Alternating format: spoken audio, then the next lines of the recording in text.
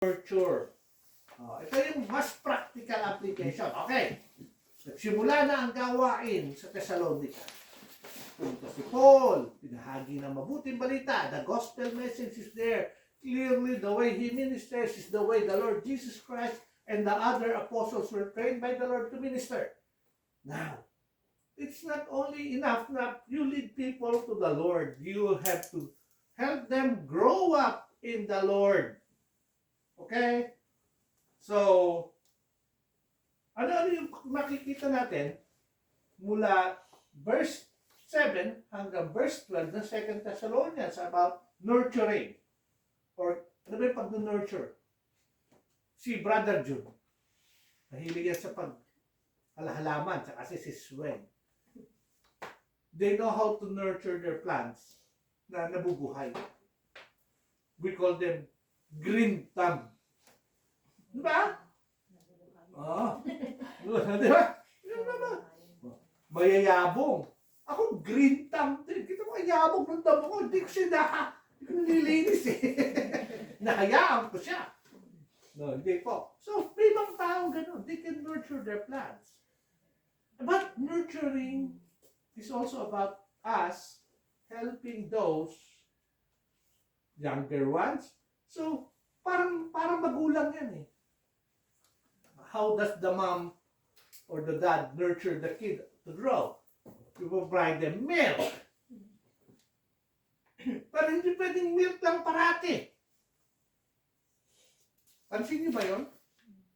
Subukin mo yung batang anak mo, pag-milkin mo ng dumededeng gano'n. Tignan mo yung ngipin nun. Ang tawag namin sa Pilipinas, nagkakaroon ng mga tartarita. Nasisira yung ngipin. Kasi hindi pwedeng gano'n lang, hindi lang milk ng milk. Nurturing involves feeding them solid. Not really solid, pero nung bata kasi ako, gerber ako eh. Oh, gerber. Di ba ba? Lapit na ba yung gerber? O baka Similac na kayo? Oh, no. Similac. Sino nakasubok mag-gana Similac? Ang lang kami. Serela. Ang lang Serela. Serela. Serela. Oo. Tsaka kape. Serela. Pero nakapanood ako sa Pilipinas. Dahil wala na mapakain yung magulang, kung ano yung kape niya, kape na rin yung bata. Sabi niya, paano ba nun? That's true. Bless the mountains natin dito sa New Zealand eh. Ang daming pwede lang kainin dito na hindi masyadong problema. Sa Pilipinas, nakita ko yun sa Jessica Soho yata yung nag-picture nun eh. Kape na yun, binibigay doon sa anak. Hati sila. That is not nurturing the kid. Dahil yung bata nga, hindi pa siya pwede sa kape. Eh wala kang pambiling gatas, di kape na rin lang. And then, the environment that they will live in, so pero may mga bata akong nakikita doon na matitigas ang mga katawan, lumalaki matitibay. Bakit? Nahubog na yung katawan sa hirap. Nag-adapt na. So, babalik tayo, nurturing, pagpapalaki. Oh. Si Paul, though we'll be using his example, he will be talking about nurturing different ways. And we should be also like him. Ang unang makikita natin is nurture with gentleness. Hindi pwedeng, gusto ko, sumunod ka. May mga magulang na ganyan. Ganyan ako pinalaki. Ako di ba kaya sabi ng magulang ko, nanay ko, ayoko daw kumain ng gulay. Ang pili-pili mo. Sagot ko na sa kanya, na hindi ako mapili. Pinakakain mo sa akin, pati dininding eh.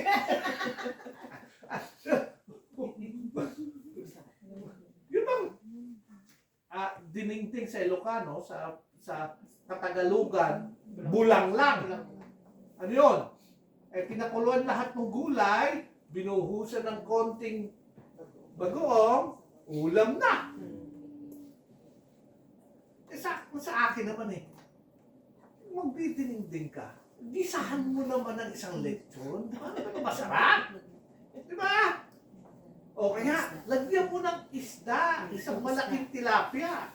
Nihaw. O, nihaw, di ba? Ito masarap dun eh. O, sabi naman ng nanay ko, hindi pwede. Kasi, wala na yung tilapia, ano pa yung gulay? Tama. Nakuha naman yung sustansya, may sabaw. So, ganun yung buhay natin. Ha? Kasi this is nurturing is about a mother causing his children to grow. Ganun din ang way ni Apostle Paul, nurturing with gentleness. Ito yung sabi niya, but we were gentle among you when he was in Thessalonica. Di ba parang 3 weeks siyang nandun. Nag-preach siya sa synagogue, and then he would go to their houses, sa bahay ni Jason. He would devote his time to allow them to know the Lord. Remember, Thessalonica. Anong sabi ko sa inyo? Ang Thessalonica, sa nagtra-travel, sa nakarating sa Greece. Ano to eh, kung ano, fourth city rin to nung araw. When it's a fourth city, it's a sinful city, and Paul has to be gentle with them. Eventually, may mga kababaihang, mga leading women has come to know the Lord through his ministry. Yung mga in position has come to know the Lord. Oh. Ganda na, how gentle is the Apostle Paul in their ministry. Remember, Paul was the one writing, but this writing is also includes Silas. Timothy was with them. Dr. Luke was with them. And some other ministers. Paul was just so happened to be the one writing it. Just as ang picture. Anong picture? Kaya sabi ko sa inyo, to nurture always has this picture. Just as a nursing mother cherishes her own children. Di ba yung magulang? You want the best, yung mom, the best for the son or the daughter. That's how Apostle Paul would do it. Hindi yung magulang ka, parati kang pagalit. Pagka yung anak mo, parati kang pagalit, yung anak mo lalaking, parati ng galit. That's what she or he would learn. But if you talk to her or him with gentleness, he would grow up understanding that she is dearly loved. O yan o, hindi pa siya natapos, sabi niya. So, pagkamay, but, therefore, magkakapatid dyan, affectionately longing for you. Bakit na longing for you? Kasi sulat na to eh. Nung pumunta ako dyan, I was a caring mother for you. Now that I am no longer there, I am with full affection. I would like to see you again soon. You were well pleased to impart to you not only the gospel of God, but ano yung ni-impart na, hindi lang yung mabuting balita, kundi our own lives. Because you have become what? Dear to us. That's how a person should minister. Hindi yung pasok ka sa ministry. Tita mo, wala itong gawain dito. Yung form, nando sa kanto, nakamarong. Mayaman siguro yun. I've been to big churches. And this is the complaint.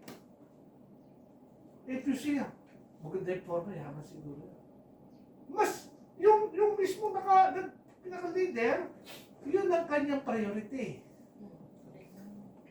And the rest becomes second-class citizen in the ministry. Wala, di ba? Kung ganun. Everybody should be equal. Kaya nga dapat ganun. Meron bang, and some has become dear to us. So remember, pag pinasa niyo 1 Thessalonians, tsaka sasabay niyo doon sa Acts chapter 17, ang mga naging converts, mga leading women, and what? God-fearing Greeks.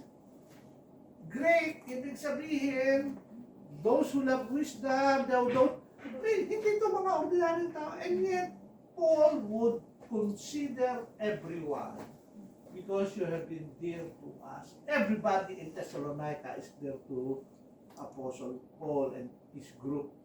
Ganun dapat ang ministry. Hindi yung nakasalamin nakaupo sa couch. Ang matalino yun. Gagawin ko yung tagapanguna ko. Nakasalamin. Mga kalalakihan dito, mga nakasalamin. Okay. Ano pa? Sabi niya sa 2 Corinthians, chapter 12, verse 14 to 15. Now, for the third time, I'm ready to come to you. Bakit? Kasi gustong-gusto talaga ni Paul. Ito, ibang church naman sa Corinth. Gustong-gusto talaga ni Paul pumunta sa Corinth. Ayan. Pero pagpunta niya, ano yung mga kanyang maisip? And I will not be burdensome. Hindi ako magiging pabigat pag nagpunta ako dyan. For I do not seek yours. Gusto kong pumunta dyan, pero wala akong interest doon sa pwede niyong ibigay sa akin. But kayo mismo ang gusto kong makita. Hindi yung inyong mga yaman. For the children ought not to lay up for parents, but the parents for the children. Anong ibig sabihin ni Paul dyan? Medyo malalim. Yung mga mananampalatayang taga-Korinto, even if they were Greek and they are probably rich, Paul is not interested to them because he doesn't see them as what? Ito pwede may pakinabangan dito. Hindi. Paul sees them as mga anak ko sa pananampalataya, ako nagsimula ng gawain, gusto ko silang makita bilang mga anak ko sa Panginoong Jesus. Kaya yung siya bilang magulang, ang mindset niya pa rin is alagaan, in-nurture, para, tandaan nyo, yung mga taga-Korinto, sila yung isang grupo doon ang nagque-question, apostol ba talaga si Paul? Kaya may sulat pa siya doon. Kami lang bang katulad ni Barnabas saka ako ang hindi pwedeng magsama ng asawa? Kasi tini-question, ultimo yung, tapos yung hindi niya paghingi. Kasi nagtatrabaho siya, nag-tent maker siya. Tini-question yun. Hindi. Kasi ang nais ni Paul is, not to be burdensome to those in the church in Corinth. Sabi niya, and I will be gladly spend. Anong gladly spend? And be spent for your souls. Tingnan niyo how gentle Paul is. Alam ng mga taga-Korinto, dahil magkasama silang nag-minister doon ni Priscilla and Aquila. And Priscilla and Aquila are husband and wife team that are what? Tent makers just like Paul. So while they were ministering, they are making tents. Ay kuya, tent maker, di naman nauso ngayon yan. Ay di gambalitan natin, builder. Kasi, yung mga tao nung araw, that's how they live. May mga tents sila. So nagpapatayo sila ng mga kubul-kubul. So patuloy pa rin yung buhay na habang nag-minister siya, para siya may panggasto sa ministry, kaya nga, and parang sabi niya, I will be gladly spend and be spent. Gagastos ako at maski mapagod ako para lang, for their souls. Though the more abundantly I love you, the less I am loved. And then, these are the same people now. Alam niyo bang, may grupo sa mundo ngayon, they are known as the Johannines. Sino ang Johannine? They are the followers of John the Baptist. And to this day, they believe the herald rather than the one whom he is heralding.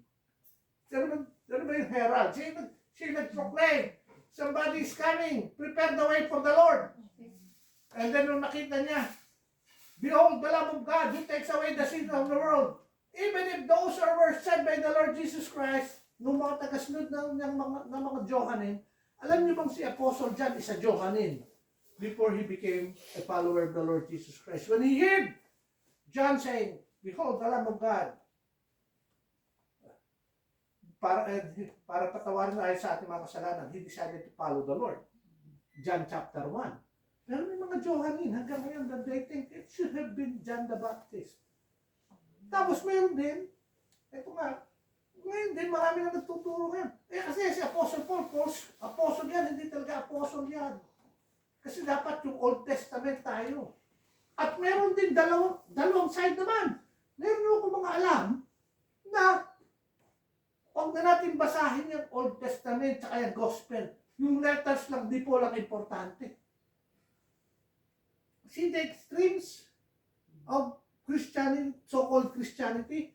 We are inside Christendom. Many claiming to be Christian, but only few are really in Christ. What are they?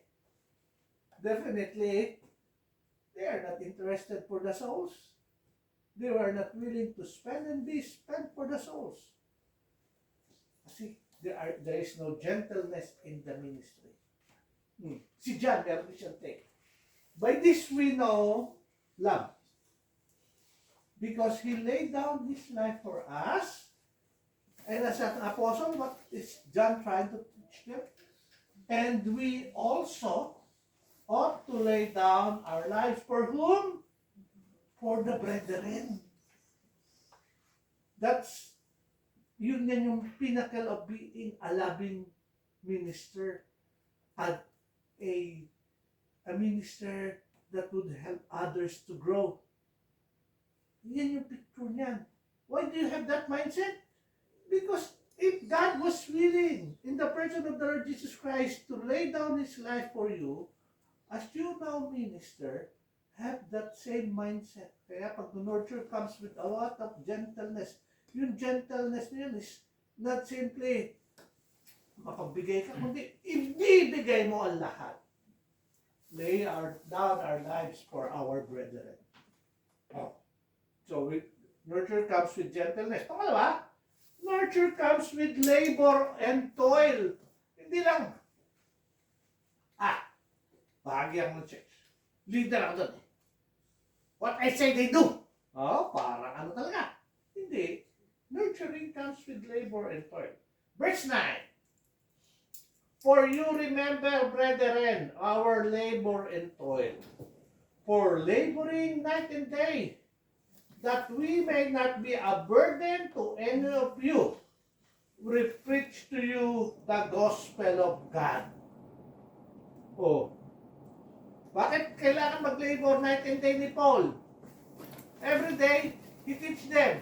Pagdating ng gabi, overtime siya. Kung isa, hindi para mag-preach, hindi para maggawa ng tent. Kasi kailangan kinabukasan or baliktad. Buong araw, tent making, pagdating ng gabi, preaching. Ito mag-preach si Paul, magdama ganyan. So, sa kanya, kaya laboring night and day. Laboring for the souls and laboring for himself para hindi siya maging burden. That's how Apostle Paul is. So he understands na ang ministry, ang gawain ng pag-nurture, hindi ito yung pag pinasok mo, ay okay na to. Okay na ako dito. Kaya nga, I wonder how people, especially sa ibang bansa na those who proudly call themselves as the leader of this group, ang unang-unang lang pakikita is napakalaki ng kanilang bahay. At doon sila magsisimula sa kanilang preaching. Pinagpala ako, meron ka. Hindi ka pinagpala. Hindi ka tulad ni Apostle Paul, naging sakin ka. Ginawa mo yung mga taong sumusunod sa'yo, nagatasan. Imbis na ikaw magbigay ng gatas to nurture, baliktad. Paul was never such. He is more than willing to labor and toil. Ito yung baliktad sa mundo natin ngayon . Masarap itong magkakapatid na mga sulat na to kasi nung si Paul ay nasa Corinth, sinusulat niya yung book sa Thessalonians. Nasa Corinth siya, nung umalis siya sa Corinth, nagsulat niya sa mga taga-Corinto. Yan naman sulat niya. Sulat niya sa mga taga-Corinto. 1 Corinthians chapter 4, 11 to 13. Sabi niya, to the present hour. Itong oras na to, sumusulat siya sa mga taga-Korinto. To this present hour, we both hunger and thirst, and we are poorly clothed, and beaten and homeless, and we labor, working with our own hands, being reviled, kinukutya, we blessed, being persecuted, pinaparusahan, we endure, being defamed, yung bang sinisiraan, we entreat everyone with goodwill. We don't pay defaming with defaming back. We have been made as a filth to the world. Naging basura na kami mga apostol. There is obscuring of all things until now. Ito na nangyari. Kung may opportunity maparusahan sila, paparusahan sila. Pero was Paul ever saying, ayoko na? No! He continues on. Kasi he understand na ganun ang ministry. Gusto mong palaguin yung mga kapatiran mo. Eh, medyo tis ka sa buhay. Okay? Oh, Acts chapter 20, verse 34 to 35. Yes, you yourselves know that these hands have provided for my necessities. Whose hands? His own hands. And for those who were with me. Hindi lang si Paul, hindi lang sarili niya. Hindi, kasama niya si Lucas, kasama si Silas, si Timothy. Yung trabaho na para sa kanilang mapakinab, wala ba silang magambala sa gawain. I've shown you in every way. Oh, yan. By laboring. Yung laboring by working like this. That you must support the weak. Sabihin mo, si Paul who is now laboring, yung kanya is, itong mga mas mahihina, tayo, ay patuloy silang tulungan para magkaroon ng kalakasan. And remember the words of the Lord Jesus that He said, it is more blessed to give than to receive. Yan. Diyan nang galing yung salitang yun. Hindi po yung katulad ng salitang cleanliness is next to godliness. Hindi po, wala sa Biblia yun. Nung bata tayo, hindi po, pero ito nasa Bible to. It is more blessed to give than to receive. That's why Paul, even if he's the one doing all the work in the ministry, much of the work, he doesn't want to be a burden. He understands the toil and labor to be a worker, and he is more than willing to give. You know, by laboring like this, that you must support the weak. Okay? Oh, ano pa yung matututunan natin sa kanyang letter? Tandaan na natin, ha? First portion is about them being faithful stewards now. They are faithful nurturers for the kingdom of God. Nurture devotedly, justly, and blamelessly. O nagno-nurture ka, baka naman, naku, yun pang si brother, nako, wala kang maasahan dyan, nang patay na. Konting bahid, kuminsan hindi na makatulong sa gawain. Okay? 1 Thessalonians chapter 2, verse 10 to 11. You are witnesses, sabi niya sa mga taga-Thessalonica. Nakita niyo naman ang pamumuhay ko. And God also, alam ng Diyos, ang pamumuhay namin. How? Ito yung kanyang pamumuhay.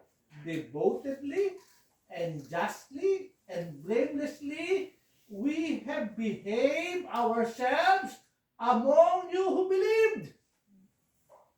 So walang makapagsabi sa kanila na, nako, yan naman si Paul. Wala nang ginawa kung hindi manghingi sa amin. Diba? Kasi nga, Paul understand that there is toil and labor sa work. Sa paggawa, so maski nandun na siya, alam nila, wala. They cannot say anything sa kanilang pag-nurture sa mga mananampalataya. Ano sa Tagalog hindi ka ba May magandang term dyan eh. Hindi ka ba mapulaan man lang? Talagang naging wagas yung kanilang pag-minister. Hindi lang si Paul kundi kasamahan. Then verse 11, as you know how we exhorted and comforted and charged every one of you as a father does to his own children. Oh, may mother nung una sa gentleness. Mapansin niyo yung role of how Paul is using yung roles ng lalaki at saka yung tatay, he is the one in charge of what? Exhort.